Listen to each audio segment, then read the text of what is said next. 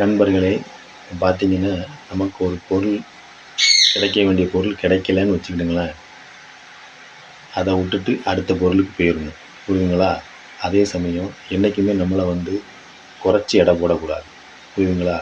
நம்மளை எல்லாத்தோடையும் ஒரு படி மேலே நினச்சிக்கணும். நம்மளால் எந்த வேலையை எடுத்தாலும் சரி, எந்த காரியத்தை எடுத்தாலும் சரி, வெற்றி அடைய முடியும், ஜெயிக்க முடியும் அப்படிங்கிற நம்பிக்கை நமக்குள்ளே இருந்தால் தான் வாழ்க்கையில் நம்ம ஜெயிக்க முடியும். அதை புரிஞ்சுக்கணுங்க. புரியுதுங்களா? எதுவுமே நமக்கு தோல்வி கிடையாது வாழ்க்கையில். ஜெயிக்க முடியுங்கிற வாழ்க்கையை மட்டும், அந்த வார்த்தையை மட்டும் மனசுக்குள்ளே வச்சுக்கிட்டு நீங்கள் எந்த வேலையாக இருந்தாலும் சரி அதை நோக்கி போய்கிட்டே இருங்க, ஜெயிச்சுருவீங்க. புரியுதுங்களா? இதுதான் உண்மை. எதையுமே நினச்சி நம்மளால் முடியாதுன்னு நினச்சி நீங்கள் ஃபீல் பண்ணாதீங்க. அடுத்த கட்டத்துக்கு போய்கிட்டே இருங்க.